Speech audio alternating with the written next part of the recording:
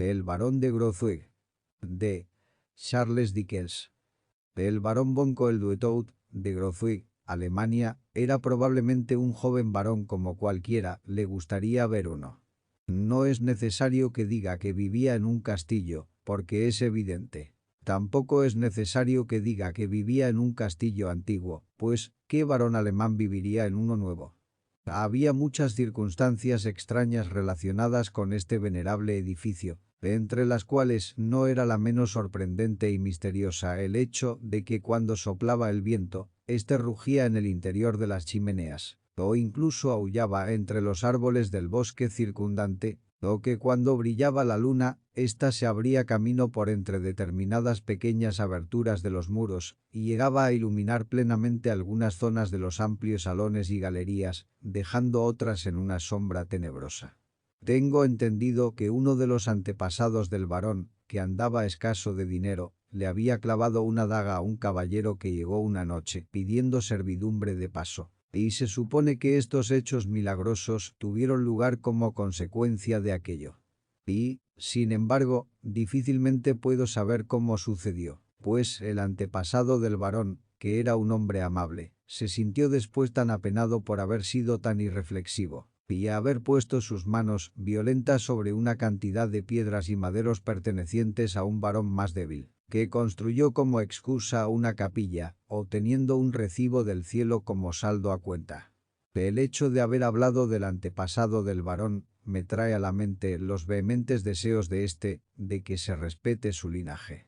Temo no poder decir con seguridad cuántos antepasados haya tenido el varón, pero sé que había tenido muchísimos más que cualquier otro hombre de su época, y solo deseo que haya vivido hasta fechas recientes para haber podido dejar más en la tierra. Para los grandes hombres de los siglos pasados debió ser muy duro haber llegado al mundo tan pronto, pues lógicamente un hombre que nació hace 300 o 400 años, no puede esperarse que tuviera antes que él tantos parientes, como un hombre que haya nacido ahora. Este último, quien quiera que sea, y por lo que nosotros sabemos lo mismo, podría ser un zapatero remendón, que un tipo bajo y vulgar, tendrá un linaje más largo que el mayor de los nobles vivo actualmente, y afirmo que esto no es justo. Bueno, pero el barón von Koeldwethout, de Grozwig, era un hombre guapo y atezado, de cabello oscuro y grandes mostachos, que salía a cazar a caballo vestido con paño verde de Lincoln, con botas rojas en los pies, con un cuerno de caza colgado del hombro, como el guarda de un campo muy amplio. Cuando soplaba su cuerno, otros 24 caballeros de rango inferior, vestidos con paño verde de Lincoln un poco más vasto y botas de cuero bermejo de suelas un poco más gruesas, se presentaban directamente. Y galopaban todos juntos con lanzas en las manos como barandillas de un área lacada, cazando jabalíes o encontrándose quizá con un oso, en cuyo último caso el varón era el primero en matarlo y después engrasaba con él sus bigotes. Fue una vida alegre la del barón de Grozwig, y más alegre todavía la de sus partidarios, quienes bebían vino del Rin todas las noches hasta que caían bajo la mesa, y entonces encontraban las botellas en el suelo y pedían pipas. Jamás hubo calaveras tan festivos, fanfarrones, joviales y alegres como los que formaban la animada banda de Grozwig. Pero los placeres de la mesa o los placeres de debajo de la mesa exigen un poco de variedad. Sobre todo si las mismas 25 personas se sientan diariamente ante la misma mesa para hablar de los mismos temas y contar las mismas historias. El varón se sintió aburrido y deseó excitación. Empezó a disputar con sus caballeros y todos los días, después de la cena, intentaba patear a 2 o 3 de ellos. Al principio aquello resultó un cambio agradable, pero al cabo de una semana se volvió monótono, el varón se sintió totalmente indispuesto y buscó, con desesperación, alguna diversión nueva. Una noche, tras los entretenimientos del día en los que había ido más allá de Nimrod o Hillingwater y matado otro hermoso oso, llevándolo después a casa en triunfo, el barón von Koeldwethout se sentó desanimado a la cabeza de su mesa, contemplando con aspecto descontento el techo ahumado del salón. Trasegó enormes copas llenas de vino, pero cuanto más bebía más fruncía el ceño. Los caballeros que habían sido honrados, con la peligrosa distinción de sentarse a su derecha y a su izquierda, lo imitaron de manera milagrosa en el beber, y se miraron ceñudamente el uno al otro. «Lo haré», gritó de pronto el varón golpeando la mesa con la mano derecha y retorciéndose el mostacho con la izquierda. «Preñaré a la dama de Grofui». Los 24 verdes de Lincoln se pusieron pálidos, a excepción de sus 24 narices, cuyo color permaneció inalterable. «Me refiero a la dama de Grofui», repitió el varón, mirando la mesa a su alrededor. «Por la dama de Grofui», gritaron los verdes de Lincoln, y por sus 24 gargantas bajaron 24 pintas imperiales de un vino del Rin, tan viejo y extraordinario que se lamieron sus 48 labios, y luego pestañearon. «La hermosa hija del barón von Schweigenhausen», añadió el barón von Koeldwethout, condescendiendo a explicarse. «La pediremos en matrimonio a su padre en cuanto el sol baje mañana. Si se niega a nuestra petición, le cortaremos la nariz». Un murmullo ronco se elevó entre el grupo. Todos los hombres tocaron primero la empuñadura de su espada y después la punta de su nariz, con espantoso significado. Qué agradable resulta contemplar la piedad filial. Si la hija del varón hubiera suplicado a un corazón preocupado, o hubiera caído a los pies de su padre cubriéndolos de lágrimas aladas, o simplemente si se hubiera desmayado y hubiera cumplimentado luego al anciano caballero con frenéticas jaculatorias, las posibilidades son 100 contra 1 a que el castillo de Schweigenhausen habría sido echado por la ventana, o habrían echado por la ventana al varón, y el castillo habría sido demolido. Sin embargo, la damisela mantuvo su paz cuando un mensajero madrugador llevó la mañana siguiente la petición de von Koeldwethout y se retiró modestamente a su cámara, desde cuya ventana observó la llegada del pretendiente y su séquito. En cuanto estuvo segura de que el jinete de los grandes mostachos era el que se le proponía como esposo, se precipitó a presencia de su padre y expresó estar dispuesta a sacrificarse para asegurar la paz del anciano. El venerable varón cogió a su hija entre sus brazos e hizo un guiño de alegría. Aquel día hubo grandes fiestas en el castillo. Los 24 verdes de Lincoln de von Koeldwethout intercambiaron votos de amistad eterna con los 12 verdes de Lincoln de von Schweigenhausen y prometieron al viejo varón que beberían su vino hasta que todo se volviera azul, con lo que probablemente querían significar que hasta que todos sus semblantes hubieran adquirido el mismo tono que sus narices. Cuando llegó el momento de la despedida todos palmeaban las espaldas de todos los demás y el barón von Koeldwethout y sus seguidores cabalgaron alegremente de regreso a casa. Durante 6 semanas mortales jabalíes y osos tuvieron vacaciones. Las casas de Koeldwethout y Schweigenhausen estaban unidas. Las lanzas se herrumbraron y el cuerno de caza del varón contrajo ronquera por falta de soplidos. Aquellos fueron momentos importantes para los 24, pero, ay, sus días elevados y triunfales estaban ya calzándose para disponerse a irse. «Querido mío», dijo la baronesa. «Mi amor», le respondió el varón. «De esos hombres toscos y ruidosos, ¿cuáles, señora?», preguntó el varón sorprendido. Desde la ventana junto a la que estaban, la baronesa señaló el patio inferior en donde, inconscientes de todo, los verdes de Lincoln estaban realizando copiosas libaciones estimulantes como preparativo para salir a cazar 1 o 2 berracos. «Son mi grupo de caza, señora», le informó el varón. «Licéncialos, amor», murmuró la baronesa. «Licenciarlos», gritó el varón con asombro. «Para complacerme, amor», contestó la baronesa. «Para complacer al diablo, señora», respondió el varón. Entonces la baronesa lanzó un gran grito y se desmayó a los pies del varón. ¿Qué podía hacer el varón? Llamó a la doncella de la señora y rugió pidiendo un doctor, y luego, saliendo a la carrera al patio, pateó a los 2 verdes de Lincoln que más habituados estaban a ello, y maldiciendo a todos los demás les pidió que se marcharan, aunque no le importaba a dónde. No sé la expresión alemana para ello, pues si la conociera lo habría podido describir delicadamente. No me corresponde a mí decir mediante qué medios, o qué grados, algunas esposas consiguen someter a sus esposos de la manera que lo hacen, aunque sí puedo tener mi opinión personal sobre el tema y pensar que ningún miembro del Parlamento debería estar casado, por cuanto que 3 miembros casados de cada 4 votarán de acuerdo con la conciencia de su esposa, si la tienen, y no de acuerdo con la suya propia.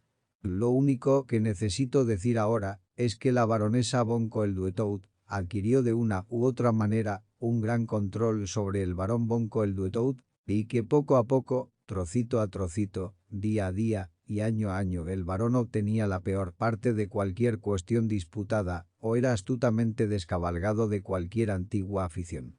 Y así, cuando se convirtió en un hombre grueso y robusto de unos 48 años, no tenía ya fiestas, ni jolgorios, ni grupo de caza, ni tampoco caza.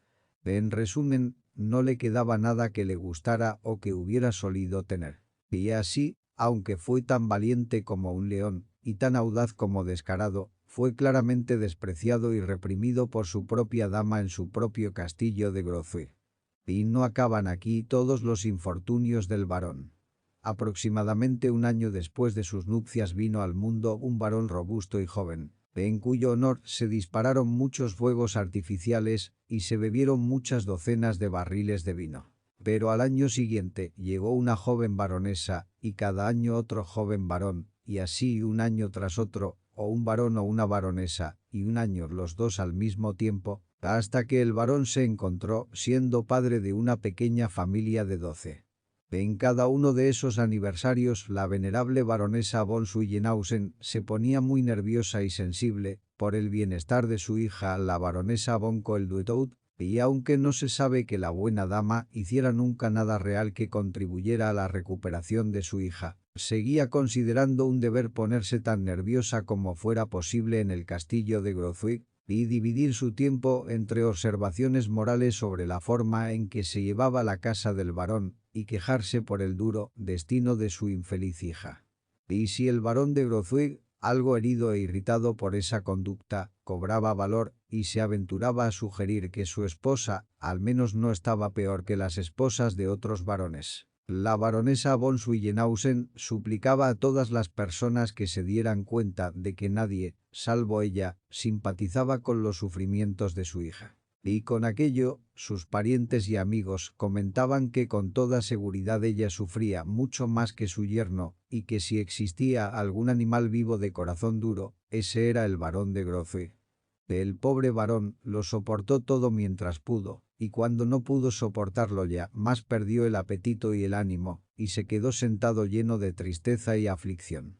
Pero todavía le aguardaban problemas peores, y cuando le llegaron aumentó su melancolía y su tristeza. Cambiaron los tiempos, se endeudó. Las arcas de Grozwick, que la familia Suyenhausen había considerado inagotables, se vaciaron. Y precisamente, cuando la baronesa estaba a punto de sumar la 13ª adición al linaje de la familia, von Koeldwethout descubrió que carecía de medios para reponerlas. «No veo qué se puede hacer», dijo el varón. «Creo que me suicidaré». Fue una idea brillante.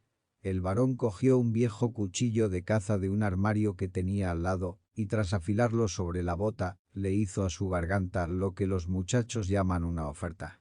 «Bueno», exclamó el varón al tiempo que detenía la mano. «Quizá no esté lo bastante afilado». El varón lo afiló de nuevo e hizo otro intento, pero detuvo su mano un fuerte griterío que se produjo entre los jóvenes varones y baronesas, reunidos todos en un salón infantil, situado arriba de la torre, con barras de hierro por el exterior de las ventanas para impedir que se lanzaran al foso. «Si hubiera sido soltero», dijo el varón suspirando, «podría haberlo hecho más de 50 veces sin que me interrumpieran. Vamos. Lleva una botella de vino y la pipa más grande a la pequeña habitación abovedada que hay tras el salón». Una de las criadas ejecutó de la manera más amable posible la orden del varón en el curso de una media hora, y von Koeldwethout, tras apreciar que así había sido hecho, se dirigió a grandes zancadas hacia la habitación abovedada, cuyas paredes, que eran de una madera oscura y brillante, relucían al fuego de los leños ardientes apilados en el hogar. La botella y la pipa estaban dispuestas y el lugar parecía en general muy cómodo. Deja la lámpara, ordenó el varón. ¿Alguna otra cosa, mi señor?, preguntó la criada. Soledad, contestó el varón. La criada obedeció y el varón cerró la puerta. Fumaré una última pipa y luego pondré fin a todo, dijo el varón. El señor de Grozwig dejó el cuchillo sobre la mesa hasta que lo necesitara, se sirvió una buena medida de vino, se echó hacia atrás en la silla, estiró las piernas delante del fuego y se desinfló. Pensó en muchísimas cosas, en sus problemas de hoy y en los días pasados, cuando era soltero, en los verdes de Lincoln, que desde hacía tiempo habían sido dispersados por el país sin que nadie supiera dónde estaban con la excepción de 2, que desgraciadamente habían sido decapitados, y 4 que se habían matado de tanto beber. Su mente pensó en osos y berracos, cuando en el momento de beberse la copa hasta el fondo, alzó la mirada y vio por primera vez, con asombro ilimitado, que no estaba solo. No, no lo estaba, pues al otro lado del fuego se hallaba sentada con los brazos cruzados, una horrible y arrugada figura, de ojos profundamente hundidos e inyectados en sangre, el rostro cadavérico de inmensa longitud, ensombrecido por unas grejas enmarañadas y mal cortadas, de cabellos negros recios. Vestía una especie de túnica de color azulado desvaído que, como observó el varón contemplándola atentamente, estaba ornamentada llevando por delante, a modo de cierres, asideros de ataúd. También llevaba las piernas cubiertas por planchas de ataúd, a modo de armadura. Y sobre el hombro izquierdo llevaba un corto manto oscuro que parecía hecho con los restos de un paño mortuorio.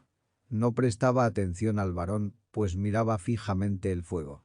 «Hola», exclamó el varón, al tiempo que golpeaba el suelo con los pies para llamar su atención. «Hola», replicó el otro, dirigiendo la mirada hacia el varón, pero solo los ojos, no el rostro. «¿Qué pasa?» ¿Qué pasa?», contestó el varón, sin acobardarse en lo más mínimo por la voz hueca y la mirada carente de brillo del otro. «Soy yo el que debería hacer esa pregunta. ¿Cómo llegó hasta aquí?» «Por la puerta», contestó la figura. «¿Quién es?», preguntó el varón. «Un hombre», contestó la figura. «No le creo», dijo el varón. «Pues no lo crea», contestó la figura. «Eso es lo que haré», replicó el varón. La figura se quedó mirando un tiempo al osado varón de Grozwig, y luego, en tono familiar dijo: «Ya veo que nadie lo puede persuadir. No soy un hombre». «Entonces, ¿qué es?», preguntó el varón. «Un genio», contestó la figura. «Pues no se parece mucho a ninguno», contestó burlonamente el varón. «Soy el genio de la desesperación y el suicidio. Ahora ya me conoce». Tras decir esas palabras, la aparición se puso de cara al varón, como si se preparara para una conversación. Y lo más notable de todo fue que apartó el manto hacia un lado, mostrando así una estaca que le recorría el centro del cuerpo. Se la sacó con un movimiento brusco y la dejó sobre la mesa, con el mismo cuidado que si se tratara de un bastón de paseo. «¿Está dispuesto ya para mí?», preguntó la figura, fijando la mirada en el cuchillo de caza. «No del todo. Primero he de terminar esta pipa». «Entonces aligere», exclamó la figura. «Parece tener prisa», contestó el varón. «Pues bien, sí, la tengo. Hay ahora muchos asuntos de los míos en Inglaterra y Francia, y mi tiempo está ocupadísimo». «¿Bebe?», preguntó el varón, tocando la botella con la cazoleta de la pipa. 9 veces de cada 10, y siempre con exageración», replicó secamente la figura. «¿Nunca con moderación?». «Jamás», contestó la figura con un estremecimiento. «Eso produce alegría». El varón echó otra ojeada a su nuevo amigo, a quien consideró como un parroquiano verdaderamente extraño, y finalmente le preguntó si tomaba parte activa en acontecimientos como los que había estado contemplando. «No», contestó la figura en tono evasivo. «Pero estoy siempre presente».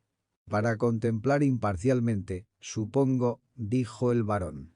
«Exactamente», contestó la figura, jugueteando con la estaca y examinando la punta. «Dese toda la prisa que pueda, ¿quiere?